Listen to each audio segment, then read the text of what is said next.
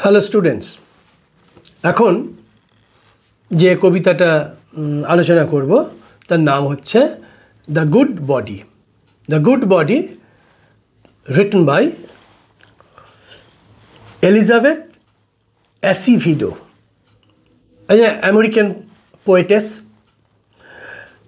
তিনি অনেক বইও লিখেছেন এবং তার বিখ্যাত উপন্যাসগুলো হলো the poet X, fire on high, clap when you land সহ অনেক অনেক পুরস্কার পেয়েছেন, অনেক পুরস্কারের জন্যে মনোনীত হয়েছিলেন এবং তিনি বেশ বিখ্যাত একজন পোয়েটেস আমেরিকান ল্যাঙ্গুয়েজের, আমেরিকান লিটারেচার এবং আমেরিকান ল্যাঙ্গুয়েজের। এই যে কবিতাটা, এটা কবিতা পোয়েম নয়, এটাকে বলা হয়, এটাকে বলা ভালো ভার্স।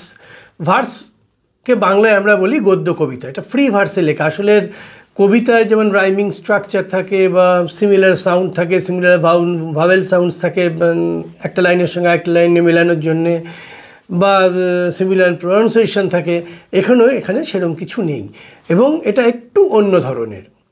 ঠিক আমরা কবিতা বলতে যেরকম বুঝি, কিছুকে সাংঘাতিক তার একটা রোম্যান্টিসিজম আছে, লাইকনেস আছে কোনো কিছুর জন্যে, বা কাউকে ডেসক্রাইব করছে, তা কারোর বিউটিকে ডেসক্রাইব করছে, সেরকম এটা নয়। এটা একটু অন্য ধরনের, অন্য বিষয়। এই ভার্সটা আমরা এখন পড়ব। ভার্সটার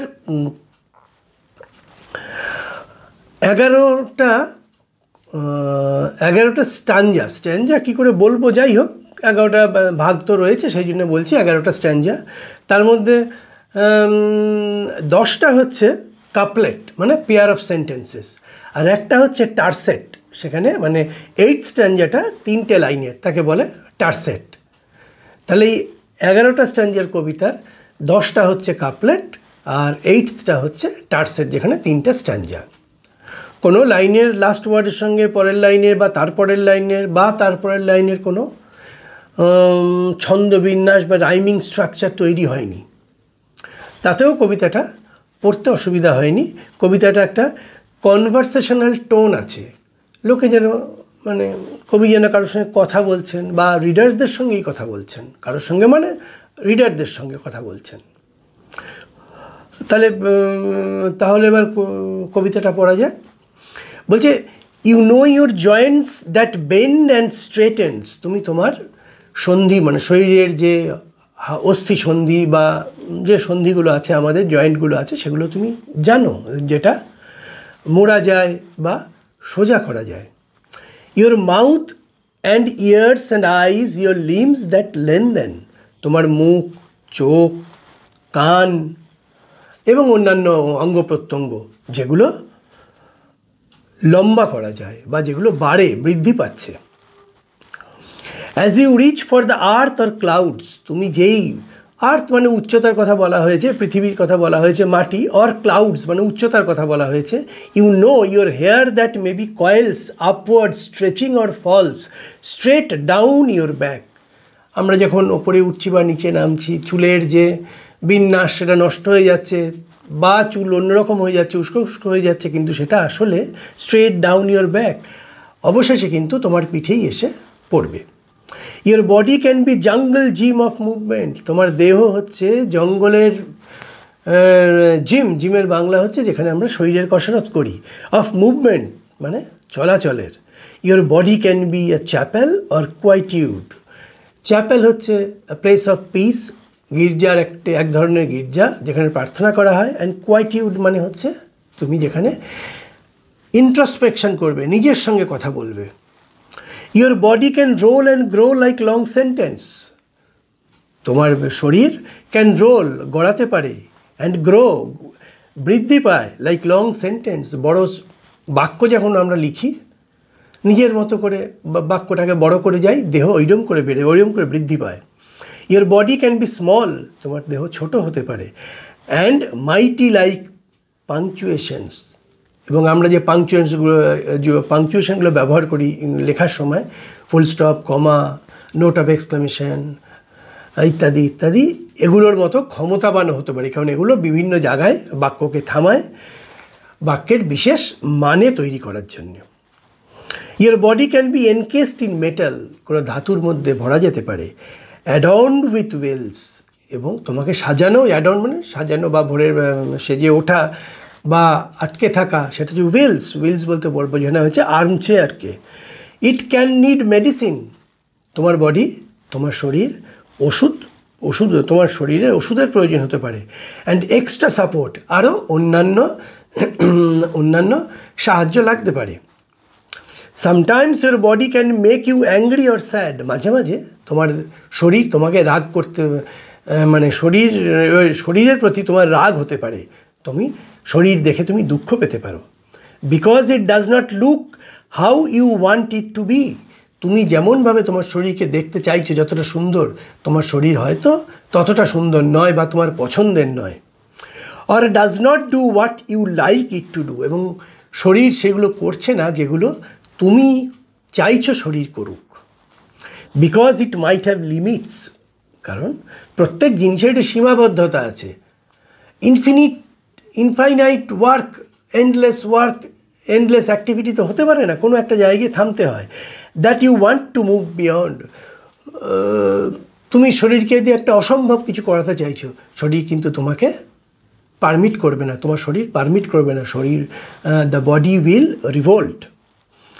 বাট রিমেম্বার, কিন্তু মনে রাখো, ইভেন অন ডেজ, সব দিনেই, বিশেষ বিশেষ দিনগুলোতেও, when you are not feeling yourself, যখন তুমি ঠিক অনুভব করবে না, ভালো লাগবে না তোমার, your body is good body, তোমার দেহটা কিন্তু একটা সুন্দর দেহ, সেই দিনকেও তোমার যেদিন মন ভালো থাকবে, যেদিন মন খারাপ থাকবে। বিকজ কারণটা কি, it carries the good in you, কারণ এই দেহটা তোমার মধ্যে যা যা ভালো আছে সব সে বহন করে চলেছে। এবার যে কোনো কবিতাই হোক, পোয়েমই হোক আর ভার্সই হোক, তার একটা ইনার মিনিং থাকে। There are also meanings in between lines, দুটো লাইনের মধ্যেও অনেক কথা বলা হয়, সেইগুলো একটু আলোচনা করি। এখানে এলিজাবেথ দ্য পোয়েটেস এনকারেজেস, উৎসাহিত করেছে the readers to see their body as a whole and valuable regardless of societal judgment. আশেপাশের মানুষ এবং সমাজ তোমার শরীরকে নিয়ে যাই বলুক, তোমার কাছে কিন্তু শরীরটা ভীষণ মূল্যবান। এটা কিন্তু একটা ইউনিট, যে ইউনিটটা বা একটা মিডিয়া যেটাকে নিয়ে তুমি বেঁচে আছো। আমরা কবিতাটায় পরপর কী পেয়েছি, কবিতাটা শুরু হয়েছে, it opens with the basic physical reality of body connecting the ownership, কার শরীর এবং কী আছে, মানে কী আছে, তারা কীরকম, তারা কী করে। তারপরে the poetess focuses on the body's physical existence, এটার উপর জোর দিয়েছেন। এবং she acknowledges the diversity in hair types, আমাদের নানা উচ্চতায় ওঠা পড়া, তার মধ্যে এগুলো নিয়ে তিনি আলোচনা করেছেন। It is not a flaw, এটা কিন্তু কোনো ত্রুটি নয় আমাদের, বাট আওয়ার ইউনিক আইডেন্টিটি, এগুলো আমাদের একটা বিশেষ পরিচয় বহন করে। এবং তারপরে বলছে body is a place of play, movement and activity.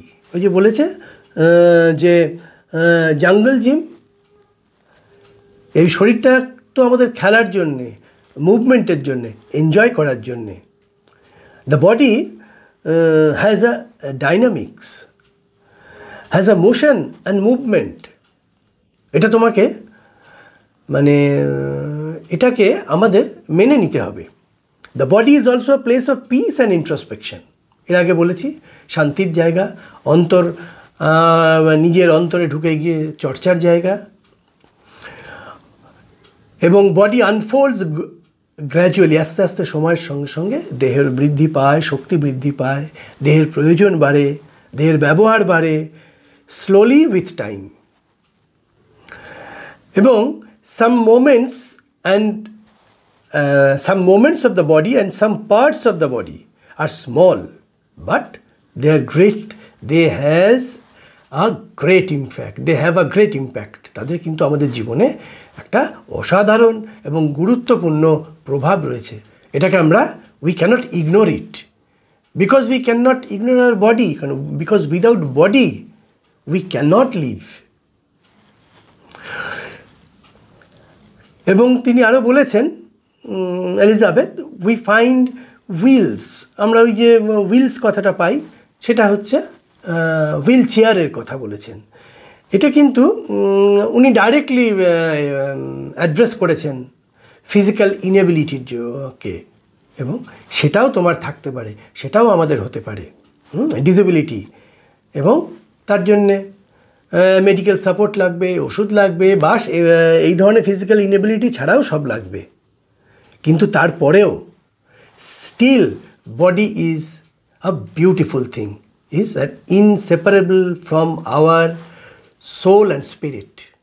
It is really that upon that we can boast on. এবং আমরা এটাও বলতে পারি, body is a part and parcel of our body, body is a part and parcel of our life. It does not matter how it is, কিছু যায় আসে না কেমন দেখতে, কত বড়, কত ছোট, কত স্বাস্থ্যবান, কত রোগা। You should boast on it, we should be proud of our body. Each body has its limitation, প্রত্যেক শরীরের কিছু সীমাবদ্ধতা আছে, প্রত্যেক পৃথিবীতে প্রতিটা জিনিসেরই কিছু সীমাবদ্ধতা আছে। Still if you think you can not live without body and everything good is in your body, তুমি আমাদের জীবনের যা যা ভালো এই শরীরের মধ্যেই তো আছে। ফলে আমরা কখনোই ভাবতে পারি না এই শরীরটাকে ছাড়া আমরা বেঁচে থাকব। The body carries your good soul and heart, তোমার সুন্দর আত্মা এবং হৃদয়কে বহন করছে। So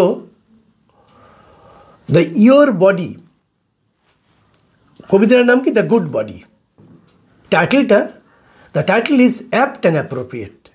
the title carries the message of the poem that you cannot do away with, we cannot move without a body, you cannot move your life without a body, and you should be proud of your body with all its limitation, because it carries your beautiful soul and the spirit.